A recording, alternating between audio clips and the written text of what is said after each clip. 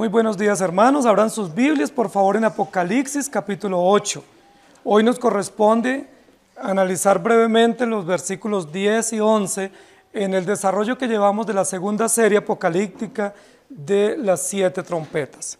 Jesucristo, Cordero Vencedor, nuestro eslogan, nuestro piso hermenéutico, nuestro hilo conductor de nuestro estudio apocalíptico que nos evita salirnos de la temática de este libro y que nos da la esperanza genuina de que este no es un libro de susto, de miedo, de terror. Por supuesto para el incrédulo lo es, pero para nosotros es un libro de mucha esperanza, de mucho gozo y de mucha expectativa. El tercer ángel tocó la trompeta y cayó del cielo una gran estrella ardiendo como una antorcha y cayó sobre la tercera parte de los ríos y sobre las fuentes de las aguas, y el nombre de la estrella es Ajenjo, y la tercera parte de las aguas se convirtió en ajenjo, y muchos hombres murieron a causa de esas aguas, porque se hicieron amargas. Venimos desarrollando la serie de las trompetas, y hemos visto que en la primera y segunda trompeta hay una afectación notable a elementos de la creación. La primera trompeta, granizo, que destruye cultivos, destruye vegetación, afecta el comercio y la producción. La segunda trompeta afecta agua salada, ¿cierto? Los océanos, el mar, toda la producción del mar, hablando de las guerras, la contaminación en el mar y también todo el deterioro de la vida marina.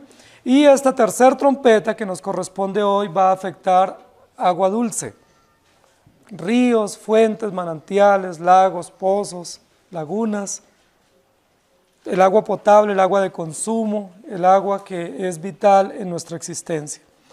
Y va a ser muy interesante que nosotros notemos cómo estas 3 trompetas que hemos venido mirando pareciera que estuvieran en concordancia con 2 elementos. Primero, la creación de Dios, Génesis 1, ¿cierto? Y el orden de la creación, pero también en segundo lugar con un evento histórico de juicio y son las 10 plagas de Egipto. Hay una relación directa con el juicio egipcio que Dios trajo sobre el imperio a través de las 10 plagas. Hoy nos vamos a concentrar específicamente a mirar estos textos y a mirar cuáles son los orígenes de esta trompeta y también la afectación que tiene en esta trompeta. Y hay algo interesante que vamos a notar aquí en este texto, y es que habla de las fuentes de agua convertidas en fuentes amargas, es decir, las fuentes de agua dulce convertidas en amargura, de tal manera que no se puedan consumir o que causan un gran daño. Por eso el título de nuestra prédica hoy es ¿qué dulce tan amargo? ¿Cierto? O ¿qué agua dulce tan amarga? Y de esa manera nosotros vamos a poder desarrollar nuestro texto en esta mañana. Queridos hermanos, nosotros hemos sido muy bendecidos con la creación porque Dios en su hermosa y perfecta creación la dotó de toda el agua necesaria para que nosotros podamos vivir. Nos han dicho a nosotros que por lo menos una tercera parte de toda la tierra o del globo terráqueo es tierra firme y el resto es agua. Sin embargo, parte de esa tierra firme en la cual nosotros estamos parados está llena, está dotada de gran cantidad de agua para que nosotros podamos vivir. El agua dulce, el agua de consumo, no solamente es benéfica para la vida humana, sino que es necesaria, es indispensable para la tierra, la vegetación, para los cultivos. Todos los ecosistemas terrestres se nutren de agua dulce para que hayan cosechas, para que haya vegetación. De hecho, gran parte de esa agua que nosotros consumimos también es usada en la industria, en la producción industrial, en la explotación de la minería. El agua dulce es supremamente importante y necesaria para nosotros. Todos ya hoy tuvimos que beneficiarnos de agua dulce en nuestros alimentos. Si todos los alimentos que consumimos hoy fueron procesados, lavados, preparados usando agua. Para nuestra higiene personal hoy todos tuvimos que usar agua dulce. Es decir, es un elemento vital, diario, que nosotros tenemos que usar en todos nuestros hogares, en toda la vida en la calle y también en la vida en el campo. Nosotros hemos estudiado que hay muchos afluentes o ríos muy grandes y caudalosos. Entre ellos está uno que está muy cerca a nuestra ciudad, que se llama el río Amazonas. El río Amazonas es considerado el río más caudaloso del mundo, ¿sí? Es supremamente importante para irrigar grandes zonas de muchos países de Sudamérica, no solamente de nuestro país, ¿cierto? Pasa por Brasil, Venezuela, Bolivia, Ecuador, Perú, sirve para irrigar todas esas zonas. Es un afluente muy importante, muy rico en diversidad, en producción marina y en todos los sedimentos que él produce y que trae. Entonces es muy importante. Asimismo, recuerden que en el tema de las plagas de Egipto, pues fue contaminado el río más largo del mundo, el río Nilo. Cierto que la Biblia lo registra y la Biblia habla de muchos ríos también, el río Éufrates, el río Jordán, otros ríos que son importantes en la historia bíblica para que nosotros notemos la riqueza y la diversidad de Dios. Cuando vemos Génesis capítulo 1 y el Edén, Génesis capítulo 2, dice la Biblia que por lo menos había 4 ríos muy importantes que salían del Edén y que cruzaban el Edén. ¿Sí? Es decir, parte de la vida diaria es necesaria o indispensable el agua dulce. Sin el agua dulce es imposible vivir. Nosotros sabemos que según las estadísticas, nuestro país es considerado el país de los ríos. Es considerado uno de los países con mayor riqueza de agua dulce, no solamente por la cantidad de ríos y afluentes que hay, sino por la diversidad también de alturas o de pisos térmicos que nosotros tenemos, de tal manera que entre más altos sean los picos que tenemos en las cadenas montañosas, más riqueza hay de afluentes, de cascadas y de ríos que nacen en nuestras cordilleras. Tenemos un país muy bendecido, riquísimo en agua dulce, en agua potable, riquísimo en un agua no solamente dulce, sino en un agua suave. Nuestro país es considerado uno de los países con agua más suave del mundo, ¿sí? Con un agua que realmente, aún casi tomándola del afluente o del río, de la llave, del acueducto, se pudiera consumir, ¿sí? No obstante, nosotros sabemos también que pese a eso, pese a esa bendición que tenemos de estar ubicados en una zona tropical y en una zona de cordilleras con alta riqueza en ríos, en afluentes y en aguas cristalinas, pues también esas aguas requieren algún tipo de trato para el consumo, no porque no sean aptas, sino porque debido a otras situaciones del abuso en la industrialización, en la minería y en los desechos que van a las cuencas hidrográficas, pues parte de esas aguas están siendo contaminadas, ¿sí? Entonces por eso tenemos que cuidarlas. No obstante, tenemos una gran riqueza de ríos, ustedes los conocen. De hecho, uno de los paseos cuando uno puede ir a agua caliente, a tierra caliente, es visitar un río, ¿cierto? Y disfrutar toda esa riqueza natural de parte de nuestro Dios. Y no solo en nuestro país, sino en todo el mundo hay muchos afluentes, lagos, hay cascadas muy importantes, muchos de esos son sitios turísticos, pero que todo ello lo que muestra es la belleza de Dios en la creación, pero la sabiduría de Dios en hacer que en toda la tierra hayan grandes afluentes o ríos o manantiales de agua dulce, de tal manera que todas esas tierras sean habitables. De hecho, las tierras que son más difíciles para habitar son los desiertos, porque hay más escasez de agua dulce. No obstante, también Dios ha provisto.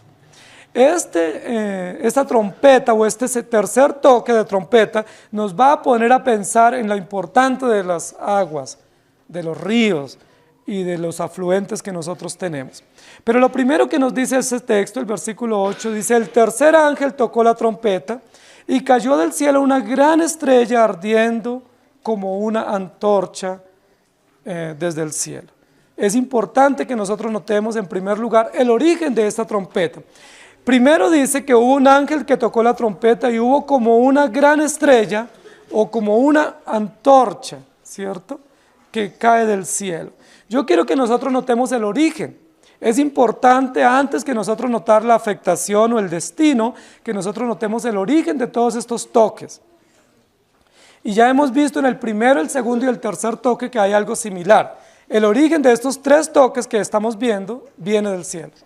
¿sí? Desciende, se precipita, es arrojado un cuerpo celeste, un cuerpo luminoso desde el cielo hacia la tierra. Eso nos da datos importantes para entender, y es que como esta serie de trompetas habla de juicio, ¿de dónde viene el juicio siempre?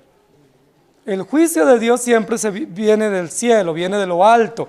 Es un juicio soberano, es un juicio justo, es un juicio implacable que desciende o es precipitado con violencia, con justicia, con fortaleza desde lo alto, es decir, desde el cielo. Ahora, por supuesto, Juan está viendo una visión y Juan no dice que viene del cielo, pero siempre habla de algo que viene de lo alto, ¿cierto? Como un cuerpo luminoso de lo alto, porque si nosotros tuviéramos una visión similar, pues uno diría, yo vi que caía o descendía, ¿cierto? Pero sabemos específicamente que ese juicio viene del cielo. Otra cosa en común, otro elemento en común en estas trompetas que hemos visto es el fuego. En las 3 trompetas, ustedes lo pueden revisar ahí rápidamente en sus Biblias, en las 2 trompetas anteriores y esta que es la tercera, hay elementos de fuego, ¿sí? Estrellas, luz, fuego, relámpagos, brillos. Y es importante porque eso es algo en común de estas 3 trompetas. No fue común en la serie de los 7 sellos, el fuego o la luz o el brillo. No obstante, en esta serie es muy común el fuego y ya lo hemos explicado por qué. ¿Por qué? Porque la serie es una serie de juicio y el fuego o la luz o lo que arde está asociado con el juicio. ¿Sí? Con el juicio, con la severidad de Dios, de su santidad y de impartir justicia sobre la tierra y sobre los hombres pecadores. Entonces, estos son elementos en común. El texto dice, y cayó del cielo una gran estrella. Otra cosa importante es que en los 3 trompetas que estamos viendo siempre habla de algo grande, algo muy enorme, ¿sí? Como una montaña de fuego. En este caso dice como una gran estrella. Ahora, si nosotros pudiésemos revisar esta descripción con las descripciones científicas, hoy en día alguien nos diría, aquí hay un error, porque es imposible que una estrella caiga del cielo. Ahí hay un error, porque realmente las estrellas está comprobado que son más grandes que la Tierra. Entonces no pudiera caer una estrella del cielo y destruir la tercera parte. Entonces ahí habría un error en términos prácticos de las constelaciones y de la magnitud de la galaxia que nosotros tenemos. No obstante, Juan está teniendo una visión. Y Juan no está diciendo en la anterior, no está diciendo que cayó granizo del cielo, sino que cayó fuego mezclado con granizo y destruyó. En la anterior no dice que cayó una montaña de fuego, sino como una montaña de fuego. Es una visión, es una descripción y él tiene que registrar los detalles de lo que él está viendo. Y por supuesto lo que él está viendo es algo celestial en figura de fuego, ¿cierto? Como una llama, como una antorcha, como una centella que se precipita rápidamente sobre la tierra y él ve que es un cuerpo luminoso, ¿sí? Alguien diría, oye, ¿es un meteorito? ¿Sí? ¿Es una cometa? ¿Sí? ¿Es un cometa que cayó a la tierra? La Biblia no dice eso. La Biblia solo dice que Juan vio como una gran estrella, es decir, como un cuerpo celeste, un cuerpo luminoso, y luego dice ardiendo como una antorcha. Es decir, es un cuerpo encendido, es un cuerpo mezclado con fuego. ¿Qué es? No sabemos.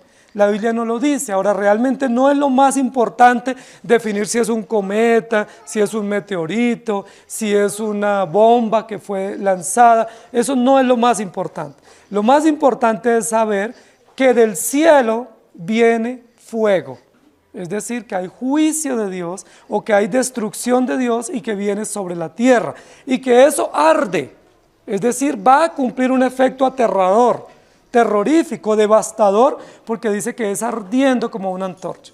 Ahora, nuevamente pareciera que el texto es redundante, porque dice que viene y no solamente viene encendido, sino que arde, es decir, quema, consume, devasta, y eso nos muestra los efectos de la justicia. Muy bien, ahora, ¿qué significa eso?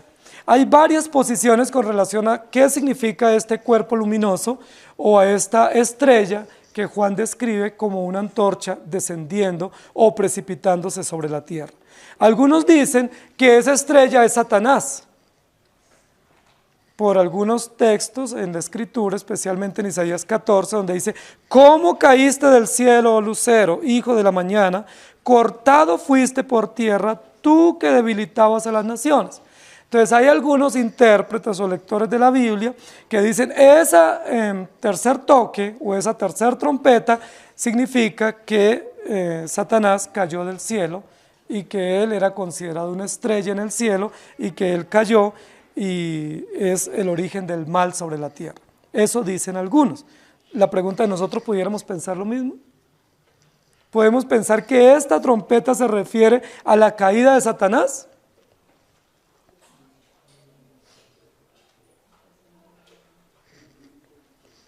Recuerden que la serie de los 7 sellos describe el plan perfecto de la redención dado a conocer en pasos sucesivos. Y recuerden que esta serie de trompetas describe el juicio de Dios sobre su creación y sobre la humanidad pecadora, dado a conocer a través de advertencias progresivas o sucesivas. Si ese es el entendimiento correcto, entonces esta trompeta no significa la caída de Satanás. Porque si no, estaríamos diciendo que es una trompeta paralela a la soberanía de Dios, que también causa daño con el permiso de Dios y que asola y que viene del cielo y que tiene poder en sí mismo para causar gran devastación. Recuerden que en la escena anterior del capítulo 8 dice que junto al trono había 7 ángeles. Y los 7 ángeles tenían 7 trompetas. Y hablamos que esas 7 trompetas y los 7 ángeles significa la plenitud del juicio de Dios. Y no pudiéramos decir que Satanás es parte del juicio de Dios, porque Satanás más bien hace parte de la creación de Dios, que tiene que sufrir el juicio de Dios, no que ejecute el juicio de Dios. ¿Sí me hago entender? Satanás es un agente que sufre las inclemencias del juicio y que padece por su rebelión las inclemencias del juicio, pero no que él es ejecutor en sí mismo como agente libre o autónomo para ejecutar juicios de parte de Dios.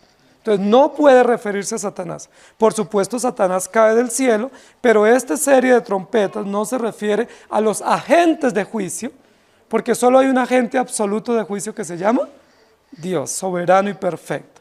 Otros dicen que esta trompeta se refiere a la caída del Imperio Romano y que cada una de las trompetas equivale a un periodo histórico, especialmente de la historia del pueblo judío en el Nuevo Testamento, y que aquí se refiere a la caída del Imperio Romano, que fue un imperio fuerte y poderoso en su momento y que rápidamente pues se opacó, se apagó, se consumió, y que entonces se refiere a ese momento. ¿Podemos pensar eso? Pudiésemos decir que esta trompeta equivale a la caída del Imperio Romano, que fue implacable contra el pueblo de Dios en la época del apóstol Juan. Muchos dicen que sí, y tiene cierta reputación, cierto valor histórico ese entendimiento. Pero si nosotros decimos eso, tenemos un error. Y el error sería el siguiente: decir que estas trompetas están subdivididas en periodos históricos y que solamente tienen una aplicación momentánea o territorial o local o histórica en la historia de la redención, pero que no son juicios permanentes de Dios en la historia de la humanidad. Ese es el error, es causar divisiones en la historia y decir que cada pedacito tiene ya su cumplimiento y que aquí solo se va a cumplir desde el año del Señor Jesús o del año 46 hasta el 426, cuando cae definitivamente el Imperio Romano. Es decir, que en ese periodo equivaldría esta trompeta.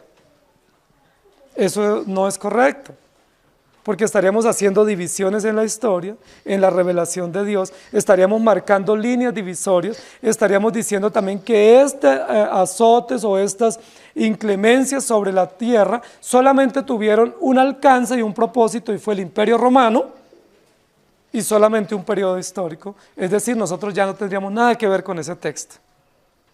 ¿Me hago entender? Es decir, sería algo ya cumplido y nosotros solamente lo usaríamos como un referente histórico, pero no tendría ningún valor para la iglesia hoy o para nosotros como creyentes hoy. Y que no tuvo tampoco valor antes en 4000 años de historia. Eso sería un error que muchos creyentes cometen en el estudio de la Biblia. Entonces no podemos decir que esta trompeta equivale a un periodo histórico y que ese periodo histórico es la caída del Imperio Romano. No podemos decir. Tenemos que decir que esta trompeta equivale a los juicios de Dios que desde Génesis capítulo 1 hasta la consumación de la historia de la redención vienen sobre la humanidad que se ha rebelado contra Dios. Sean tronos, sean dominios, sean imperios, sean hombres comunes y corrientes sin ningún poder de dominio imperial, pero que están bajo el juicio de Dios, incluido Satanás, incluidos los ángeles. Es decir, esta trompeta no es exclusiva. Otros dicen que esta trompeta equivale a uno de las furiosas invasiones de Atila cuando atacó a los hunos, ¿cierto?, en una devastación histórica en el siglo III y IV. Tampoco nosotros podemos decir eso, porque cualquier especificación delimita y debilita el propósito justo de Dios. Recuerden que las trompetas se tocan en el cielo. Y el efecto es en la tierra, no en un periodo, sino en toda la historia de la humanidad. Hasta lo que va corrido de la historia, según la Biblia registra, tenemos 6.000 años de que Dios creó al hombre. 6.000 años de historia de la humanidad, no 145.000 millones de años, como dice la ciencia humana hoy, sino 6.000 años de historia. Esta trompeta abarca los 6.000 años de historia. Es decir, el alcance que ha tenido el juicio de Dios sobre toda la historia de la humanidad, pero aplicado a un elemento, y es el agua dulce. Y por supuesto la vida o las condiciones de vida a través del agua dulce. Desde el Edén dijimos que habían ríos, pero desde el Edén hay juicio. Génesis 3 viene el primer juicio de Dios sobre la humanidad, y Dios saca al hombre del Edén, y lo pone en condiciones más difíciles como consecuencia de su pecado, para que él tenga que labrar la tierra y con el sudor de su frente recoger el pan para alimentar su familia, y a partir de ahí vienen juicios sobre la tierra. Ese es el primer juicio, Génesis 3. Hay otro juicio, Génesis 4. Y si ustedes siguen leyendo Génesis 6, hay otro juicio. ¿Sí? Génesis 5 también, Génesis 7, 8 y 9 también, 10 y 11 también, y sigamos ahí sumando juicios de Dios sobre la humanidad. ¿Sí? Esta serie lo que muestra es Dios tiene la oportunidad y el derecho de juzgar al hombre que se ha rebelado contra él. ¿Cómo lo juzga? Lo juzga de 1000 maneras. Una de ellas es a través del mal, del cual Satanás es garante.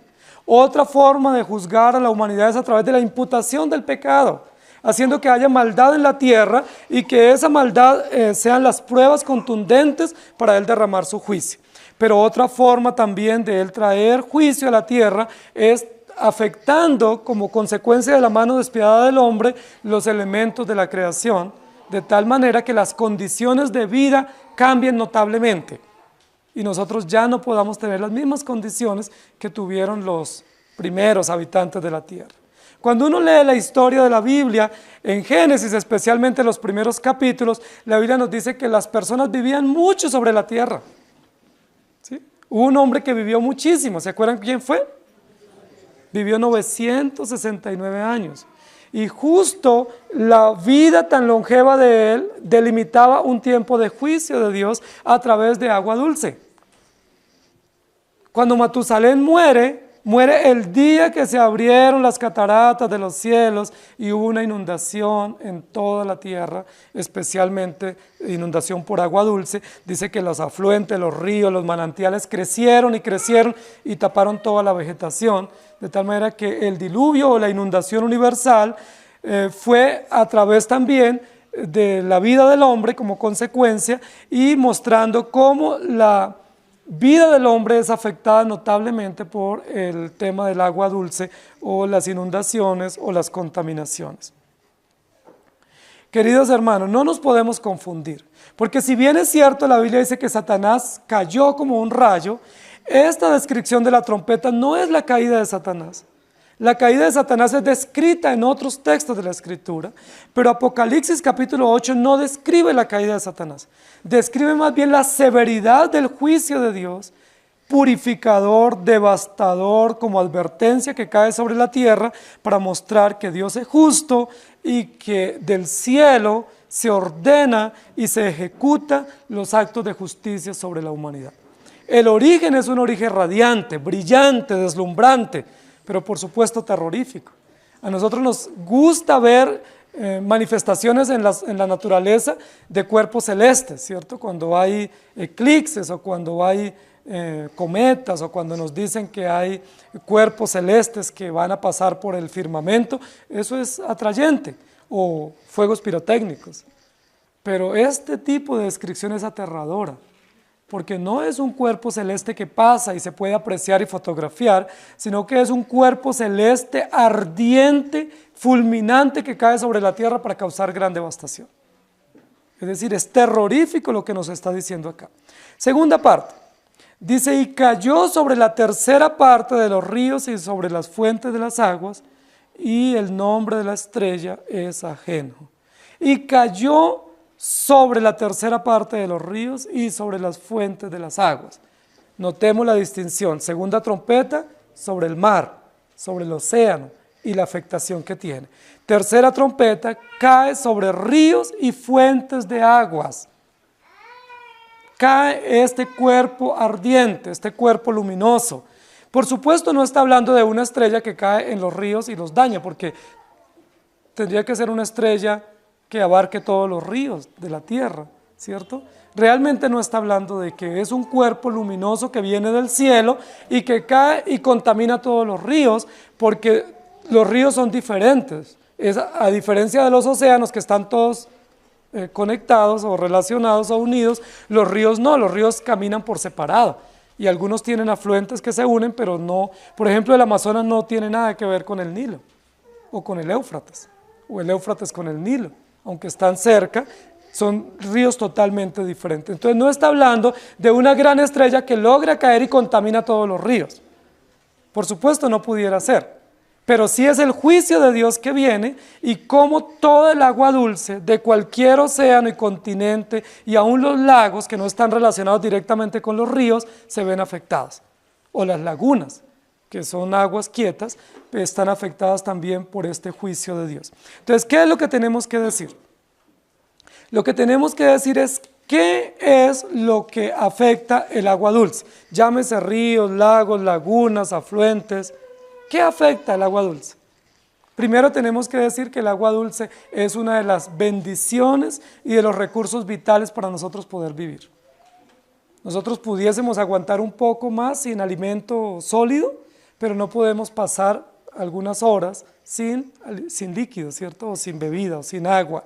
Es supremamente básico el agua para vivir. Es indispensable, la necesitamos consumir todos los días.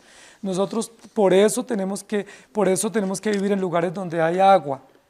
Se ha dicho con veracidad que lo más probable es que las guerras en el futuro sea por el tema del agua, las principales guerras en el mundo. Y también nos han dicho en algunas estadísticas que se vaticina que para el 2025 va a haber gran escasez de agua, es decir, en escasos 8 años.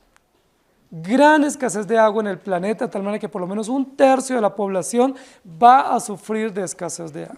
Por eso algunos avances científicos, tecnológicos, es para reciclar el agua y para purificar el agua que nosotros mismos ya desechamos por consumo, purificarla y volver a consumirla para poder sobrevivir porque hay escasez de agua. Eso lo han dicho los científicos. Ahora, la escasez de agua no es porque el agua se esté escaseando en sí, sino porque hay gran concentración en algunos lugares de la población y esa densificación de la población hace que el agua no alcance en ese lugar para el consumo humano, entonces toca procesarla y también a raíz de la contaminación. La contaminación está causando gran daño en el tema del uso del agua. ¿Saben cuántas personas hay en la Tierra? Se cree que hay por lo menos 7.000, casi 7.500 millones de personas en la Tierra. Ahora, eso no sería una superpoblación. Hay mucha gente, el tema es que está densificada la población en algunos centros urbanos porque hay grandes zonas que están abandonadas o están solas. Pero en esos lugares donde está tan densificada la población, pues los recursos para la sobrevivencia escasean. Y también eso hace que 7.500 millones de personas produzcan basura. Eso es mucho. La producción de basura que nosotros tenemos, especialmente por la tecnologización y la forma como se nos presentan los productos hoy, los desechos que tenemos son muchísimos y no son desechos orgánicos, son desechos químicos que nosotros producimos todos los días en nuestras casas.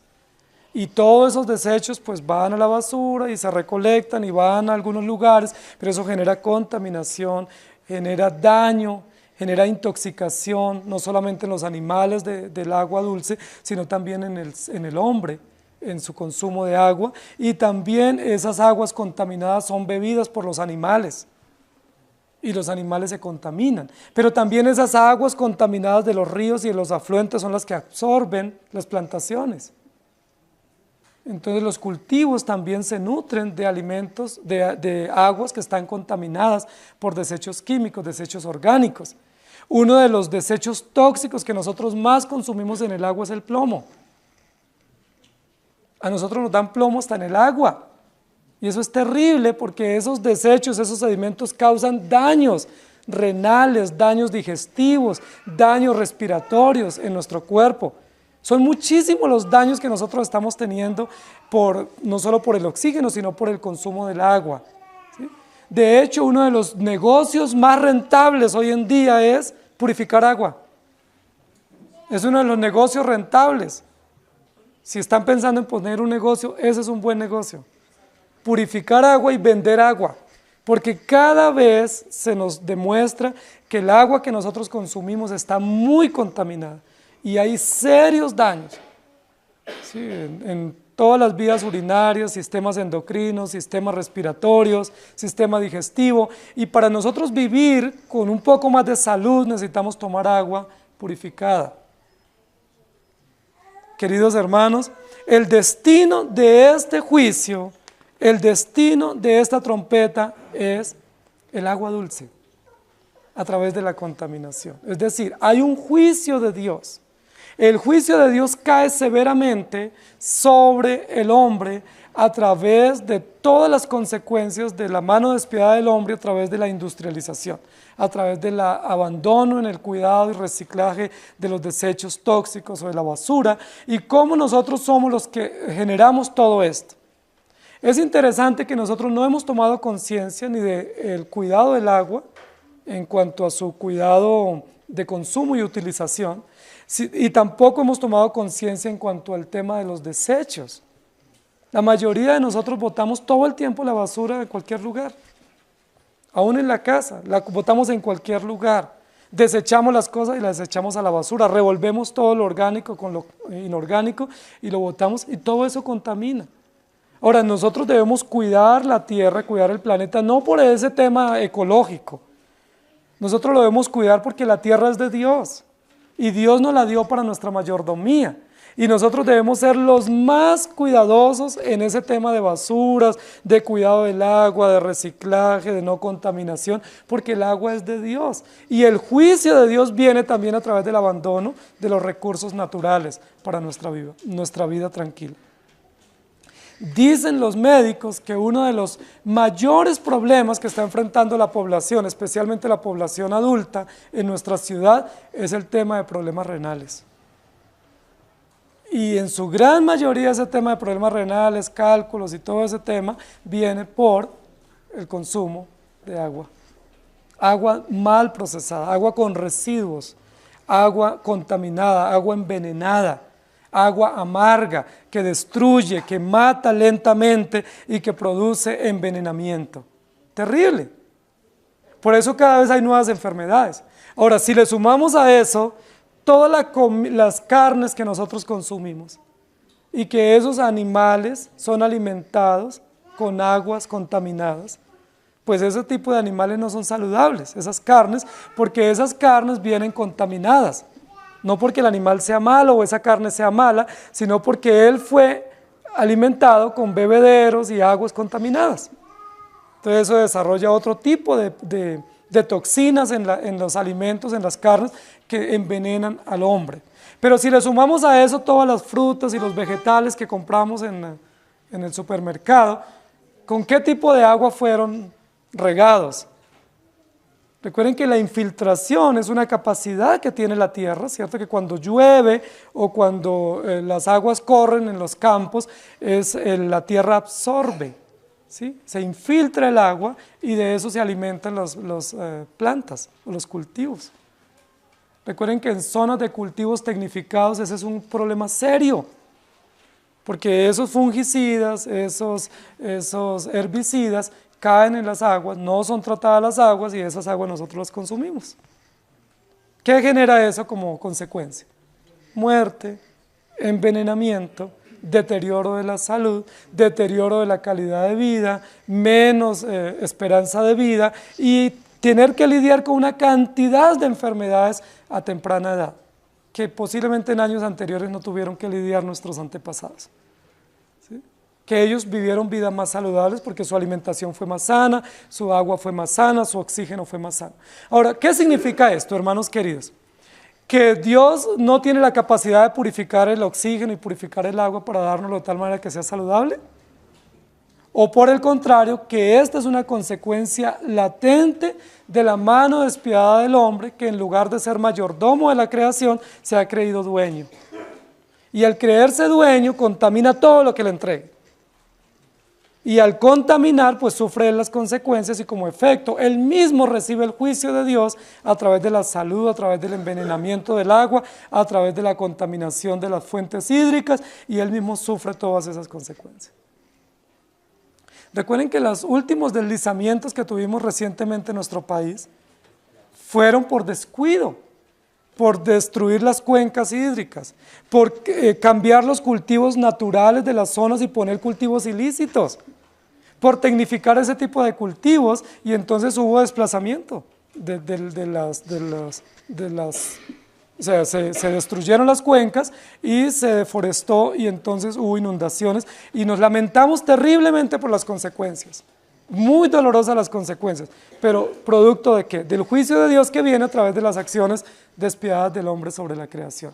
Los tres juicios que hemos visto hasta aquí en estas tres trompetas no son juicios de que Dios sea implacable y esté bravo y mande un terremoto y destruya, sino que si bien es cierto son juicios que vienen de Dios, son a consecuencia del descuido del hombre, de la rebeldía y de la maldad del hombre sobre la tierra. Recuerden que este juicio es equivalente al juicio del río Nilo que vino sobre los egipcios. Y es muy similar a una realidad que vivió el pueblo de Israel cuando salió del desierto. Cuando el pueblo sale del desierto, recuerden que uno de los primeros obstáculos que tuvieron en su camino fue que no tuvieron agua dulce. ¿Recuerdan?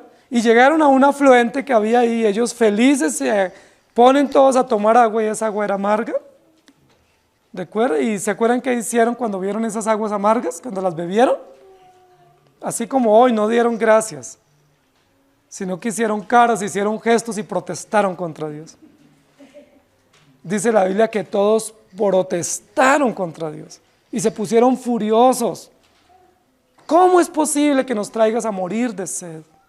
¿Cómo es posible que nos ilusiones a salir a esta caminata, a esta aventura y lo básico no nos lo tenga provisto?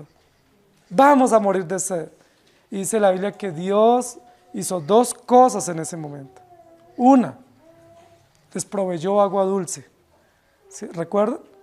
Ordenó a Moisés que golpeara la peña y la peña brotó agua dulce o transformó el agua a agua dulce de consumo, pero lo otro que hizo fue juzgar a ese pueblo rebelde. Y de ahí quedó como un eslogan, ¿sí? No como en Masá y en Meriba que me tentaron. ¿Recuerdan? Los salmos muchas veces dice, pueblo rebelde y contumaz, me tentaron en Meriba. ¿Cierto? El agua de la tentación, el agua de la amargura, el agua de la confrontación, donde gran parte del pueblo murió por ser rebelde. Dice la Biblia que blasfemaron contra Dios, se quejaron terriblemente contra Dios, porque Dios les estaba dando, según ellos, un agua amarga, y estaban muriendo. Pero no era que Dios les estuviera dando agua amarga, era la consecuencia de su propio pecado y de su propia apostasía, representada a través del elemento vital. El agua, en este momento, significa el agua contaminada. ¡Qué dulce tan amargo! Queridos hermanos, que nosotros abramos la llave del grifo y nosotros nos encontramos con agua contaminada, con agua no apta para el consumo. Ustedes saben que en los últimos años en nuestra sociedad, en nuestra ciudad, se bajó altamente la calidad del agua. En los últimos años, el agua, en lugar de mejorar, ha bajado la calidad. Está muy contaminada y a eso se debe gran parte de las dolencias que nosotros podamos estar afrontando. Entonces, queridos hermanos, esta es una condición real. Nosotros vivimos en una situación real donde Dios nos advierte que el agua está contaminada y que esa contaminación puede generar muerte y envenenamiento, pero que eso representa el juicio de Dios sobre la tierra. El texto continúa diciendo, y el nombre de la estrella es ajenjo. Y la tercera parte de las aguas se convirtió en ajenjo, y muchos hombres murieron a causa de estas aguas porque se hicieron amargas. Miren lo interesante, la transición en la narración del texto. Es una estrella que arde como una antorcha y que tiene el nombre de una planta. ¿Notan la variación en el texto? No es un error. Sencillamente está usando diversas metáforas para mostrarnos que realmente esto es algo natural, no algo místico. Porque algunos dicen, no, es que eso era algo como un cuerpo invisible, como una visión, de tal manera que era una contaminación espiritual. Esa es la contaminación espiritual. ¿Puede ser la contaminación espiritual? Habla de agua, habla de ríos, habla de una planta real, habla de muerte real. No está hablando de contaminación espiritual. La Biblia habla de contaminación espiritual en el mensaje a Tiatira y a Pérgamo, cuando habla de los nicolaitas, habla de los jezabelitas, ¿se acuerdan? Habla de los baalamitas, ahí sí habla de contaminación espiritual, habla de apostasía y de falsos maestros que entran a la iglesia y que contaminan el agua pura de la palabra. Ahí sí habla, pero en esta descripción no está hablando de contaminación espiritual, no está hablando de algo místico, ¿sí? No está hablando de que aquí la muerte es espiritual, que el envenenamiento es que la falsa doctrina envenena. No es eso lo que está diciendo. Yo me rehúso a creer eso, porque creo firmemente que aquí no está hablando de un juicio espiritual por cosas doctrinales. Lo que está diciendo aquí el texto es que por el hombre haberse rebelado contra Dios, por haberse resistido a la voluntad de Dios, Dios va a traer juicios reales y que la parte inicial de advertencia de esos juicios viene a través de elementos de la creación. Es decir, es notorio el juicio a través de elementos de la creación. La carestía y el hambre, primera trompeta, la muerte y la guerra en la segunda trompeta, y en la tercera trompeta, la contaminación a través de los elementos vitales como el agua y todo el deterioro en la salud y en las condiciones de vida. Eso es real, hermano, nosotros lo vivimos. Posiblemente cada uno de nosotros estamos con dolencias por ese tipo de contaminación, a través de alimentos, intoxicaciones, envenenamientos, alergias, temas respiratorios, temas renales. ¿Todo eso por qué? Porque el hombre no ha sabido administrar la creación de Dios. Y Dios nos advierte. Cada vez que vayamos al médico y el médico nos diga, mire, es que probablemente esta enfermedad o esta alergia o esta dolencia suya está asociado al tema de su alimentación, al tema del agua, al tema del oxígeno, usted tiene que decir, Dios me está advirtiendo que Él existe y que Él es real y que Él suena su trompeta para que yo la escuche. Por supuesto debo ir al médico. Y debo tomarme las medicinas, eso es correcto, pero no es el fin principal de ese diagnóstico. El fin principal de ese diagnóstico es que yo diga, Dios me está advirtiendo que Él es justo y que a través de realidades de la salud y a través de realidades de la carestía, a través de realidades de la guerra, me advierte que Él existe y que su juicio está viniendo dosificadamente, porcionadamente, pero un día llegará plenamente. ¿Estamos de acuerdo? Cada vez que nosotros nos enfrentemos a esa amarga consecuencia del deterioro de la salud, a esa amarga consecuencia de la contaminación ambiental, de la contaminación por tema de basuras y por tema de aguas, lo que tenemos es que decirle, Señor, tú nos adviertes que tú estás juzgando esta sociedad. Los ecologistas, los ambientalistas están muy bien en su preocupación por el tema de los recursos naturales, pero están muy mal en su propósito por el cual lo hacen. Ellos abogan por la defensa de los recursos y eso es bueno, pero es mal porque el propósito de ellos es cuidamos el ecosistema porque nosotros vivimos de él. Nosotros los creyentes decimos lo contrario, cuidemos el ecosistema porque Dios es el dueño y vivimos por Dios. ¿Estamos de acuerdo? Los ecologistas dicen, cuidemos la tierra para que haya buena armonía entre las energías y para que podamos vivir como en un paraíso. Nosotros decimos, cuidemos la tierra porque Dios nos puso como mayordomos. Y tenemos que responder a Dios por el cuidado de la tierra, por el cuidado de las basuras, por el uso de los recursos naturales no renovables. Tenemos que responder a Dios. Dios nos puso como administradores. Si nos llegan mal las cuentas de los servicios públicos es porque no somos buenos administradores. Si estamos teniendo problemas de salud, probablemente en algunos casos sería que no somos buenos administradores de nuestras dietas alimenticias, de cómo nos alimentamos y también de cómo nosotros cuidamos todo el tema de la salud en lo que corresponde a nosotros. Pero cada vez que nosotros suframos esas consecuencias, Dios nos está diciendo, esto es amargo. Es lo que dice aquí. Ajenjo era una planta. Era una planta que crecía en los desiertos, especialmente en ese lugar cuando el pueblo cruza por el desierto, era conocido ese tema del ajenjo. Era una planta curativa, ¿sí? Algunos dicen que posiblemente como el jengibre u otra planta, quizás no como el jengibre, pero una planta bastante amarga. No era el jengibre, porque se daba en los desiertos, el jengibre no se da en el desierto. Pero además de ser curativa, y de ser amarga, era altamente venenosa. Si esa agua o esa afluente o ese depósito de agua se mezclaba con un poco de ajenjo, de un brebaje de ajenjo, la gente moría, literalmente moría, porque era una planta altísimamente venenosa. La Biblia va a relacionar el ajenjo con dos ejemplos. La Biblia va a decir que el ajenjo es como una mujer engañosa, es decir, que envenena y que le amarga la vida a uno. Pero también va a decir que el ajenjo es comparado con los falsos maestros, que dañan la doctrina, la envenenan y matan al que tome esa doctrina. Interesante lo que dice la Escritura, ¿cierto? Jeremías 17:8 dice, porque será como árbol plantado junto a las aguas, que junto a la corriente se echará sus raíces y no verá cuando viene el calor, sino que su hoja estará verde y en el año de sequía no se fatigará ni dejará de dar fruto. Esa es la condición del creyente, que aunque sufre las consecuencias del juicio de Dios en cuanto a la creación, pues está libre de contaminación en cuanto a la palabra.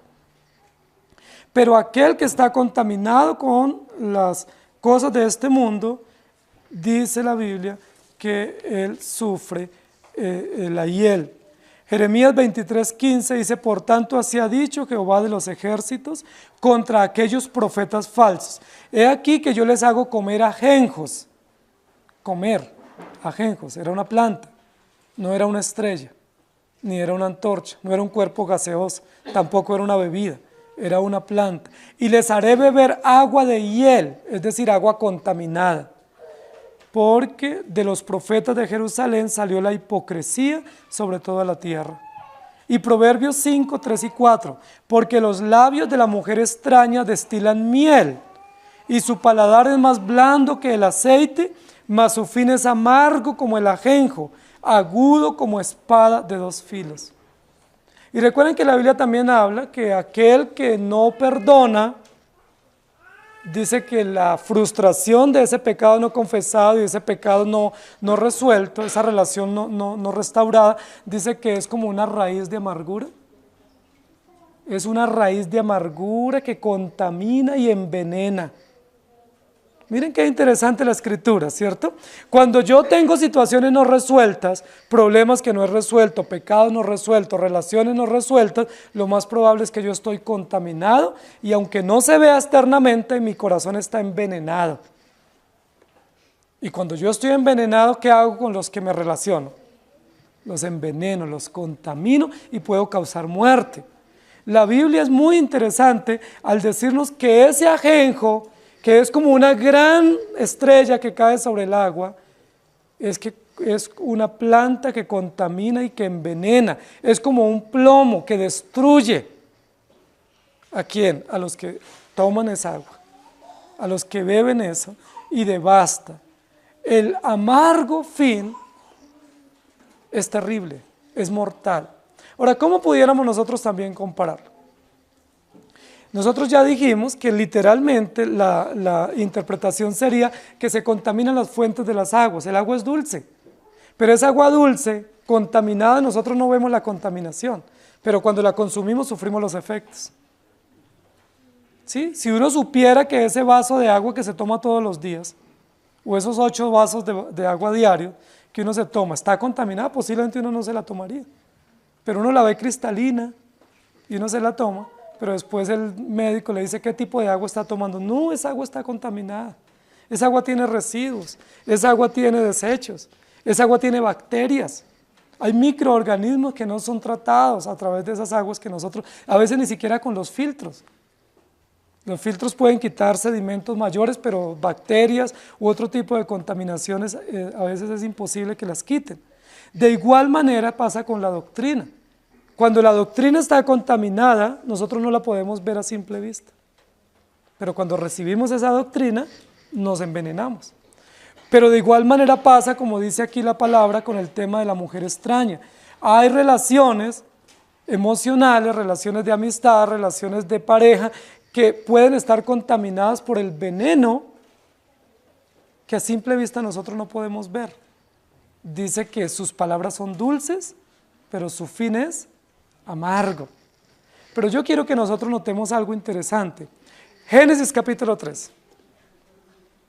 Cuando el Señor le da la orden de prohibición a Adán y Eva, dice, coman de todo árbol frutal, pero de este árbol su fruta no coman. Recuerden que la mayoría de las frutas son dulces. Esa es una característica de las frutas. Las frutas son dulces, son aptas para el consumo, se pueden comer sin procesar. Lo más probable es que esa fruta también fuese dulce. Es lo más probable. Pero si ellos violaban la norma de Dios y consumían de esa fruta que era visiblemente atractiva, ¿cierto? Era agradable a los ojos, era codiciable, dice la Escritura. Si ellos tomaban esa fruta, ¿cuál iba a ser la consecuencia? La amarga consecuencia, la muerte. La amarga consecuencia de la dulce fruta de la tentación es la muerte. Y así es toda tentación. No hay tentación que sea amarga. Toda tentación es dulce. Por eso es tentación. Por eso la tentación es agradable y por eso uno es tentado.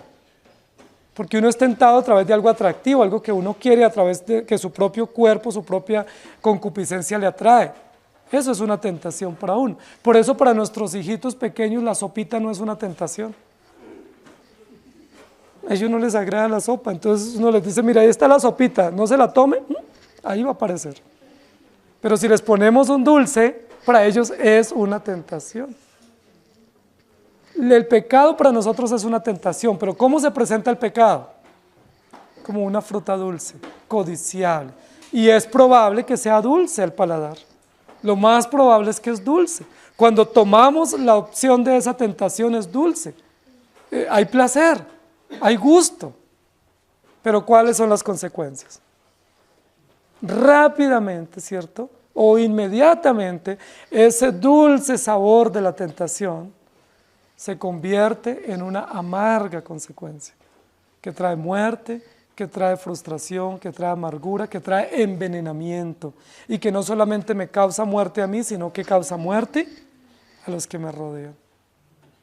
Aquí está hablando en términos literales, en términos prácticos, de toda la contaminación del agua y todos los efectos de salud, de vida y los efectos de muerte que trae el agua contaminada de nuestros ríos y de nuestros afluentes. Pero en términos también aplicativos pudiéramos hacer la inferencia y decir que pudiéramos hablar de las consecuencias del pecado. El pecado es dulce en el momento, pero luego es amargo. ¿Y cómo quitarnos el sabor amargo de las consecuencias? El dulce de la tentación pasa rápido, ¿cierto? Es el dulce de los 5 minutos, de los 10 minutos, de la hora, del día y pasó. Pero el amargo de las consecuencias, ¿cuánto dura? Hay amargura y frustración que puede durar no solo durante la vida de uno, sino a veces consecuencias a los hijos, a los nietos, a otra generación. Si nosotros pudiésemos comprender eso, si Dios nos diese la gracia de entender que ese dulce aparente de la tentación trae una amargura permanente, nosotros no procederíamos a caer en la tentación. Pero nosotros somos pecadores y también somos ingenuos y justificamos el pecado y no confiamos en el Señor. Por eso la oración del Padre Nuestro, Jesús nos enseñó a orar: Padre, no nos metas en tentación, mas líbranos del mal. Porque aunque la tentación es dulce, las consecuencias amargas, las consecuencias mortales, las consecuencias contaminantes, las consecuencias devastadoras son a largo plazo. ¿Qué imagen más extraordinaria nos da el Señor?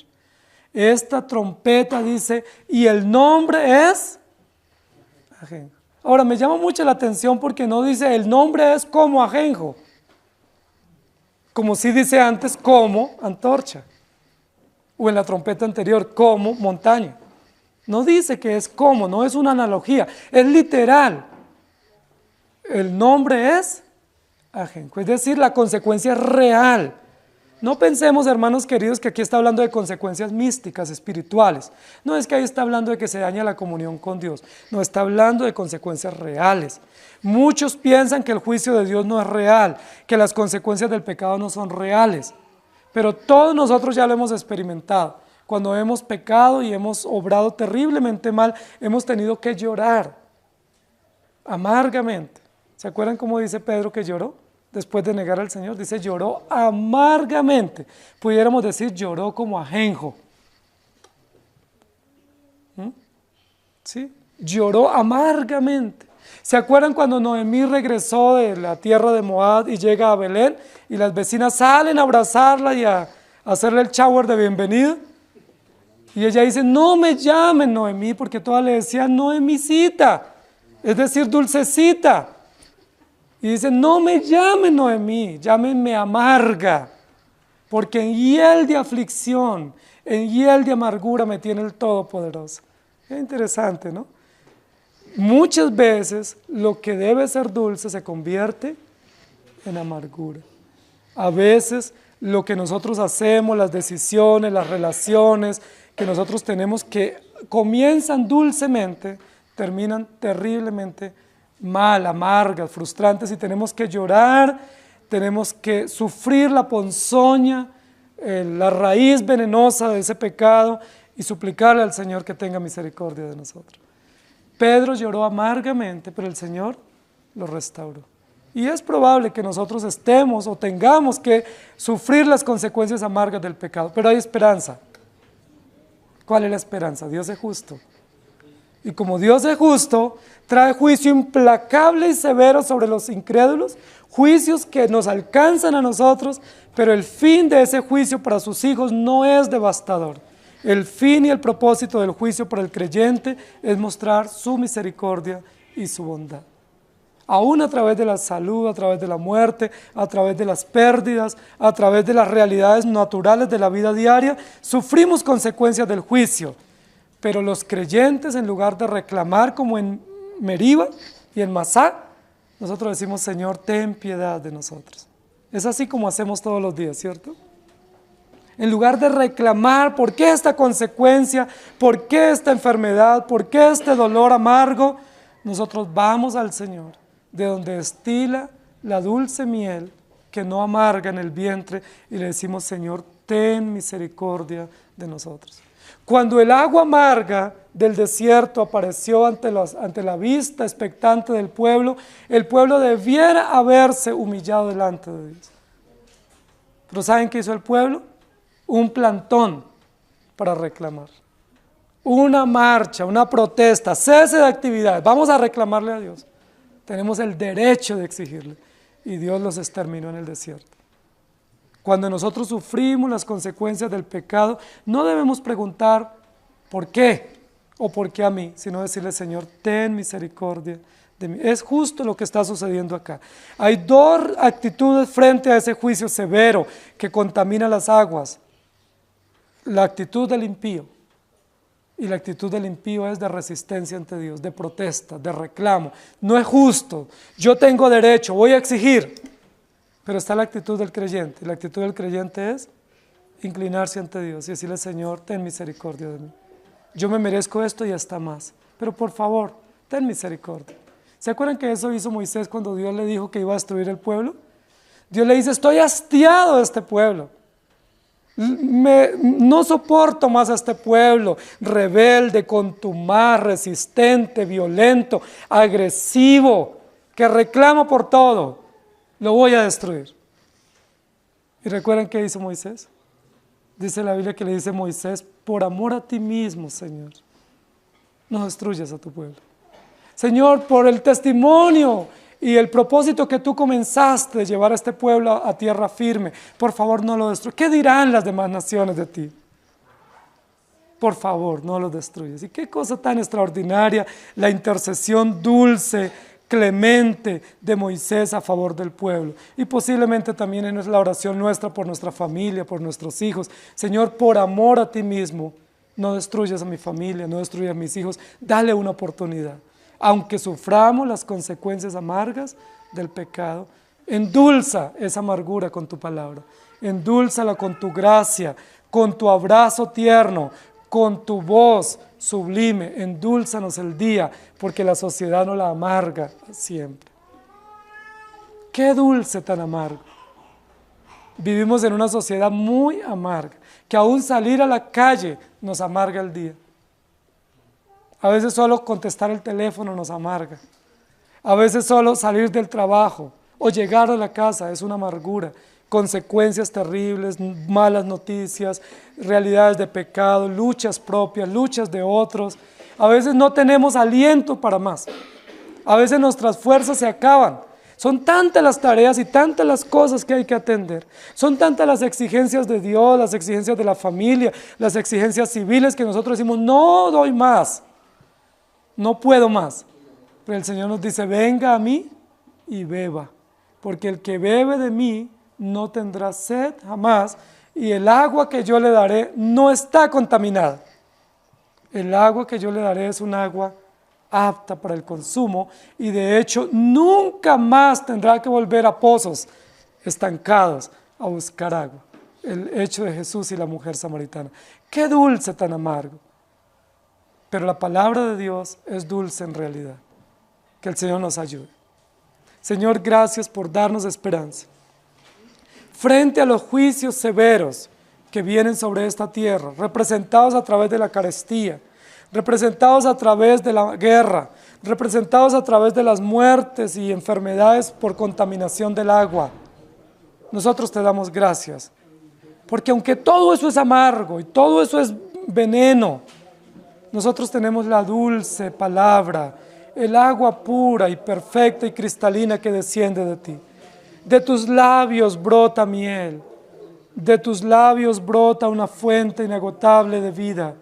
Gracias por traernos hoy a beber de tu fuente. Gracias por hacer que cada día bebamos de tu fuente pura y perfecta y no del agua contaminada y envenenada y mortífera de este mundo. Gracias, Señor, porque aunque sufrimos los efectos de las aguas de nuestros grifos, no sufrimos las consecuencias del agua contaminada por la palabra, porque el agua que nos has dado y la doctrina que nos has dado y la gracia con la que nos has abrazado es pura y perfecta. Tú nos endulzas la vida porque el mundo nos la amarga. Nuestro propio corazón nos amarga con pensamientos, con experiencias, con tentaciones y pecados de los cuales somos presa. Nosotros nos amargamos la vida todos los días. De hecho, a veces decimos así: no me hable que estoy amargado. Pero a pesar de que nos amargamos la vida, tú no la endulzas con el Evangelio. El Evangelio es el endulzante perfecto, no contraindicado para tus hijos. Gracias te damos por la dulzura de tu palabra y por la dulzura de tu gracia y la dulzura que nos haces disfrutar en la iglesia. Ayúdanos a entender cuán dulce eres tú. Tus mandamientos son amargos porque no los podemos cumplir, pero el propósito de esos mandamientos es dulce y perfecto. Mientras que la tentación es dulce y su propósito es amargo, tu palabra, dice la Biblia, que es amarga nuestro paladar, pero dulce en nuestro vientre. Qué hermosa es tu palabra. Ayúdanos a vivir por ella, porque mientras el mundo es un dulce amargo, tu palabra es una amarga verdad que endulza nuestra vida y que la transforma para siempre. Gracias por darnos esperanza y por enseñarnos la gracia vital del Evangelio en nuestras vidas. En Cristo Jesús. Amén. Que el Señor les bendiga, hermanos.